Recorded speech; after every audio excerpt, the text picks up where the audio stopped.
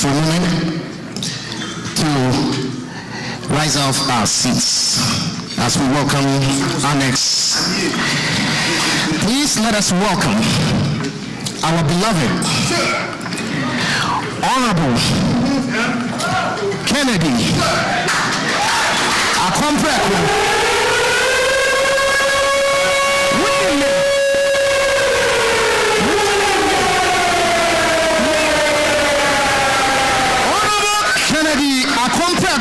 Agyapong, the Member of Parliament for Asin Central. More people.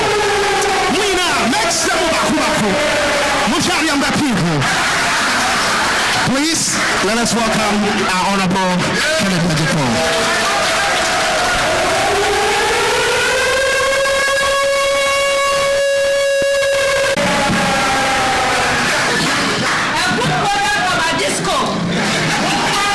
Your Excellency,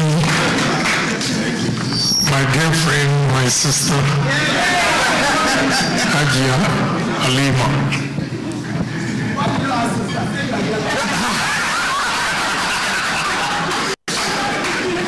I don't want to get somebody scared.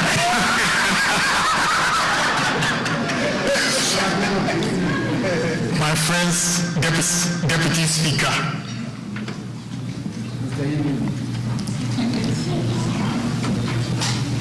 fellow members, all protocol observed. Before I go on with this controversial topic, I would like to give you the history of NPP USA. And before I do so, I want us to recognize one person, Mr. Watson, if you are here. Please rise up.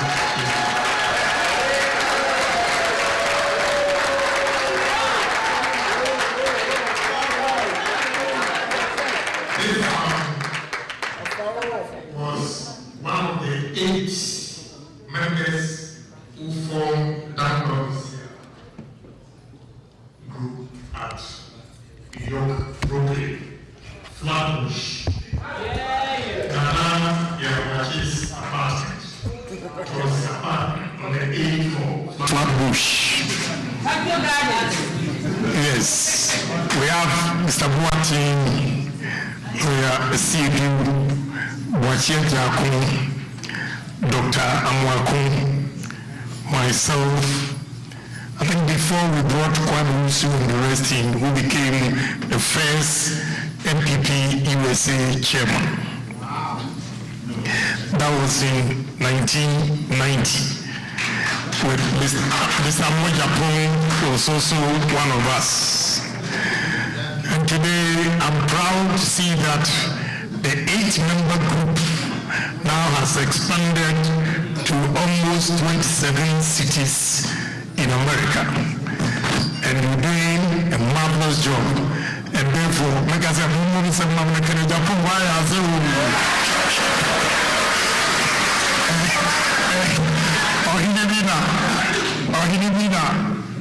constituency, we're ex-military officer. Anytime you go to me, you talk and talk and talk, nobody will clap. Then you ask, hey, you almost say manana, you know, I want to read this topic that you've given me, because when I tell you the truth, by the time I get to Accra, you know, I'll have problems, but I'm not scared of the problems. I'll tell you like it is. So keeping the trust in NPP, we should clap for ourselves that we belong to a good political party. It is the only party that makes a difference in society, especially the ordinary people. Because our opponents believe that they are socialists. We believe that we are capitalists, but we take care of the ordinary people more than those who claim to be socialists. Because the socialists, as soon as they take power, becomes capitalists. and they amass wealth at the expense of the masses. But when we take over power as capitalists, we still take policies, implement policies that effect change in ordinary people's lives. And that is MPP for you.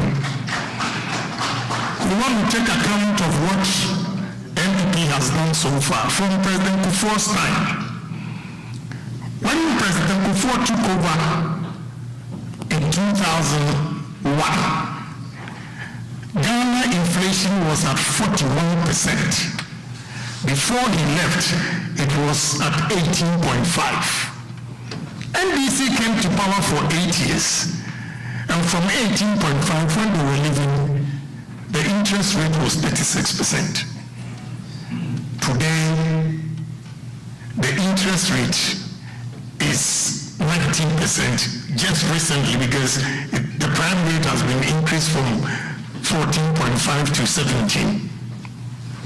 We're still better off than NDC. That is why I personally believe that Ghanaians' choice first is NPP political party and not any other party. Under President Kufuor's administration, the capitalists introduced what we call LEAP. The capitalists introduced a system where pregnant women went to hospital for free. It was the capitalists who gave free access to the junior high school. You went to school for free. The junior high school was introduced by President Kufuor. Look at the numerous development that was done under President Kufuor. But unfortunately, Ghanaians as we are, we do not appreciate good things. So whatever he did, we made a mistake, and our internal squabbles from our own end led us into opposition. Internal squabbles, our own led us to opposition. NDC did not contest the election and won. We gave the power to them.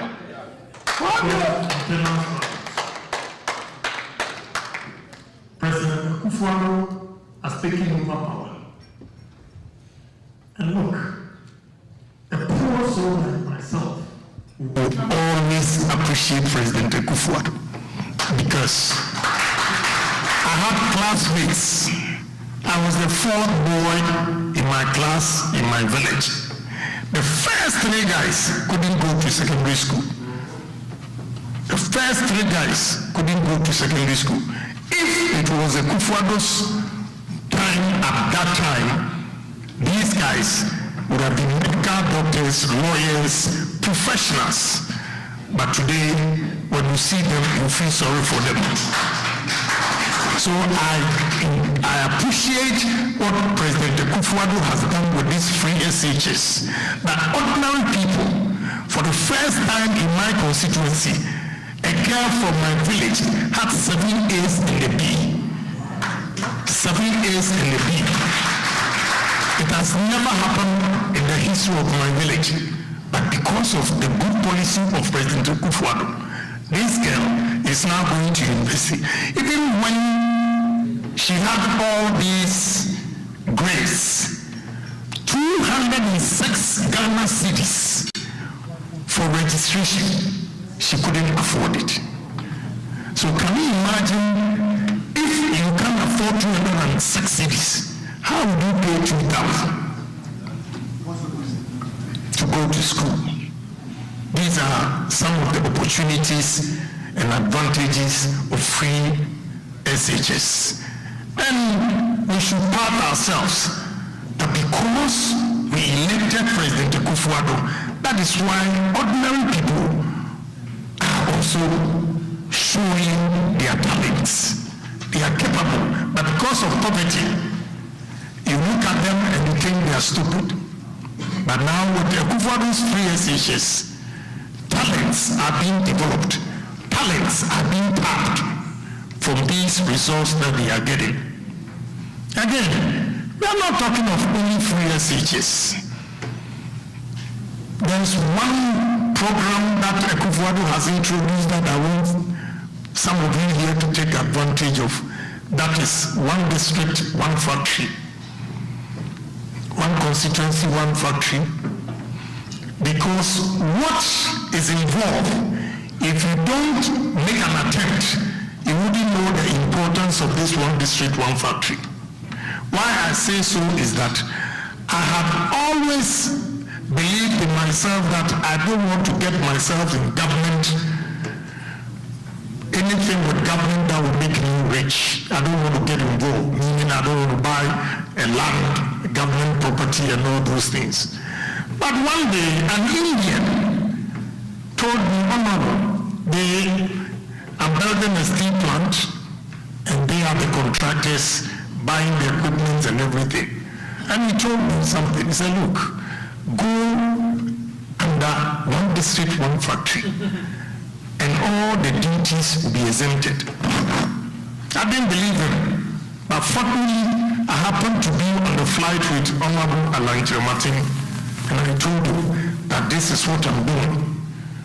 And he said, come to my office, register under one district, one factory. And I did. And trust me, with the duty of about $4 million duty for the equipment, I'm now paying just $400,000. And that is for only Ghanaians. It's for Ghanaians, not for foreigners. It's a policy that is empowering Ghanaians to own their own businesses.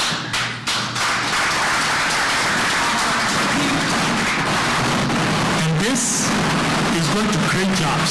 So when you hear one district, one factory, it is not just a joke that we're coming out saying that one district, one factory. I'm a witness and I testify for the advantages of the one district, one factory. Again, planting for food. Now, look at America. You are here. The way things are expensive. You see, you are giving us all these foods here. Good.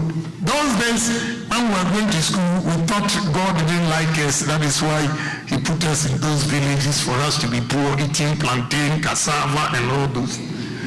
But now, because of my sugar, I always want to eat plantain and condombre.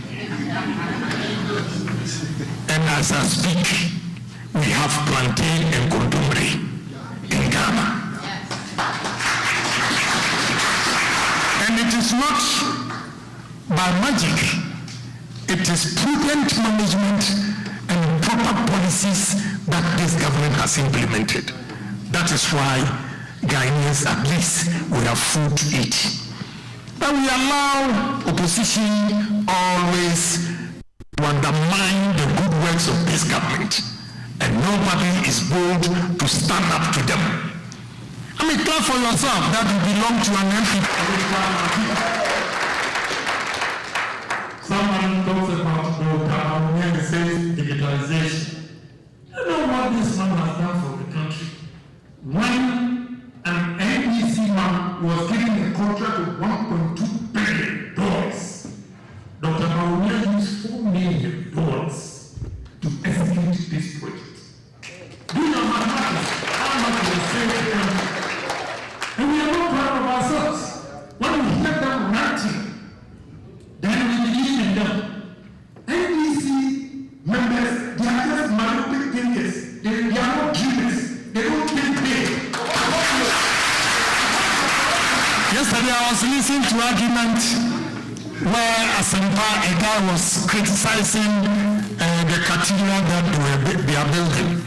I flew in and told the guy that, look, I have to say A, B, C, D, but I think time was not on his side. But maybe America here, you don't believe in the churches too much.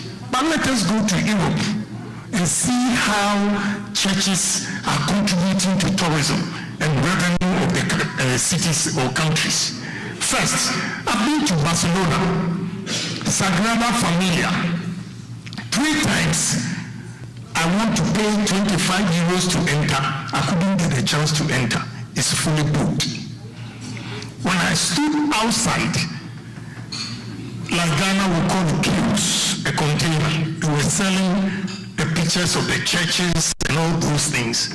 I had to spend 84 euros before I left the place.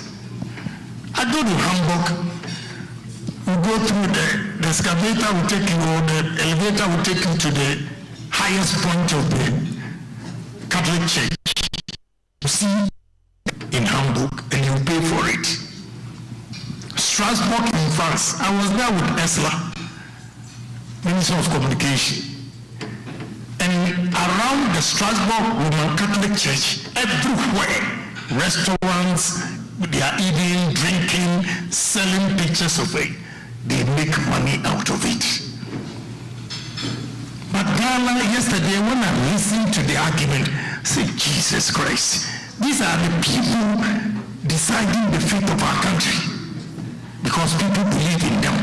Ukujetu Ablakwa was talking, and I was listening. This boy is naturally born bad. The boy, he's so envious of successful people. I have a list. I've heard that he's challenging that he didn't travel. When I gave all the information, I will go and show his passport and give his date of birth when he traveled. The number of times, the numerous travels this guy made as Deputy Minister of Education, he got nerves to talk about president.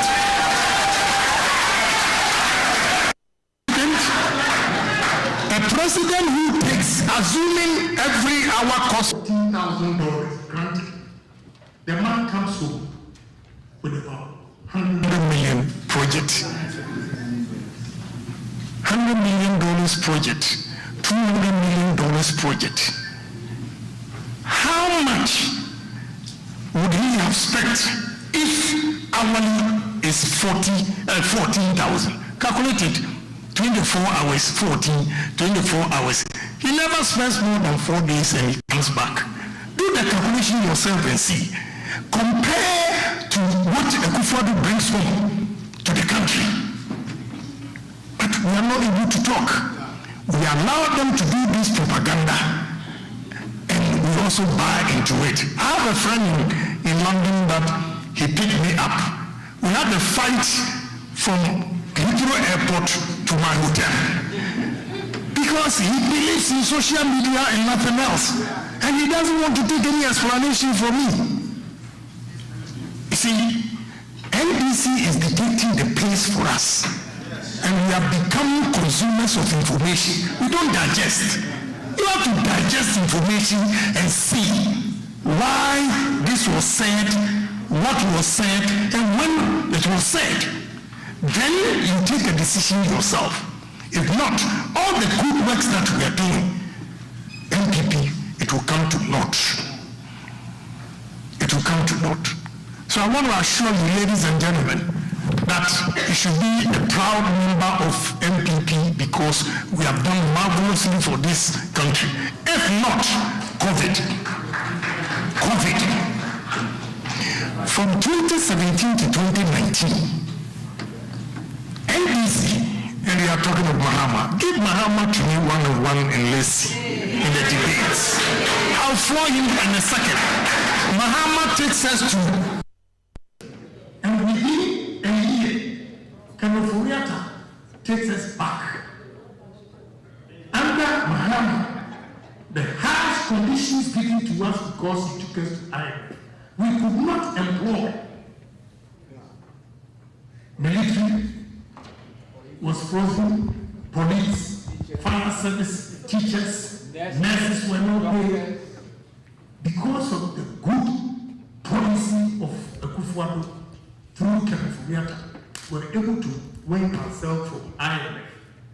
And we are masters of our own destiny, deciding the fate of our youth by giving them employment. At least we have about 47,000 young men and women in the security forces. And we will continue to employ them. Under NDC, they couldn't. And we are not happy with all these things. You are here, you panic.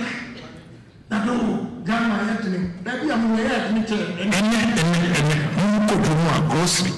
Rubber bag edition crab between $1. Speaker for 2 trip. You could have become once. Grocery shop. Then you have the ground to the whole system. But things have changed. And the way President Kufuor managed the COVID in Ghana. Look at the number of people that died in this country. America, with all their sophistication, what happened to them? But President Kufuor and his team were able to manage the COVID in such a way that, look at the number of people that died. Please, it is an achievement and it is record. You're talking of, now they come out with the propaganda that we have to show the amount of money we spent, COVID and all those things. We'll be able to prove to them. And surprisingly, NDC and those opposition members, they are the people who demand a lot from government. And when they get it, because MPP, they know that we have to work and make money. If you don't work, you don't make money. So we are always working. NDC people believe in socialism. They sit, nothing, they don't do anything, and they just collect the money. Create, loot, and share. That is all they do. So please, under this government, we have done marvelously well. But we also have problems. We have problems. And I'll be straight and blunt. Look, when you look at the flashy programs that were being implemented the first term of President Kufuor, we shouldn't have lost MPs like that. You should ask yourself, why did we lose? In the history of MPP, read my lips, when you swallow the bitter pills, you heal faster. So I will let you know. For the first time, executives were openly supporting candidates against sitting MPs. Openly, executives. When I say executives, before I come to national executives, national executives, regional executives, constituency executives, they were all supporting candidates openly. It has never happened before. So those who lost were bitter. They decided, and some of them were also disqualified. So they decided, well, if you don't want to, let me stay somewhere. And it really cost us. One of them happened to be at the executive meeting, and one chairman was throwing his weight about as if he's the richest person, and when he talks, the president looks at him, vice president looks at him, and the guy is screaming all over at the committee, National Executive Committee meeting, and nobody says anything. I said, please, wake up, wait a minute. Who are you? You, a 40-year-old man, telling a 60-year-old MP, a 6-term MP, that he doesn't respect, and therefore you will remove him. Who don't talk? Who don't talk? He goes again. I will not allow anybody to contest offensive north or offensive south. I had the report here. I said, listen, this man will win. And he won with a margin of 17,000. Whereas the person who was there, the MP, his margin at that time was 4,000. They said they will not allow Afro-Dublin to contest. I said, how? The man has to contest. The margin of the sitting MP was also 4,000. He also won by 18,000. Why? Copying discrimination, favoritism. That is the challenge we have, and politicians, we don't learn. It is still going on. It's going on. And this time, like you said, your quotation, if the first time was a mistake, the second time is a choice. So your choice is just handing over power to NDC because we didn't change. We need to change. I mean, you have grassroots who are peeved. They are peeved because when they were sitting in pickups, going around screaming, you did not ask them of certificates. You did not. When you win power, your level of education, Now, how are you going back to tell them that they should go and campaign? This is the problem we have. NBC will be able to tell the military, look, there's a lady here right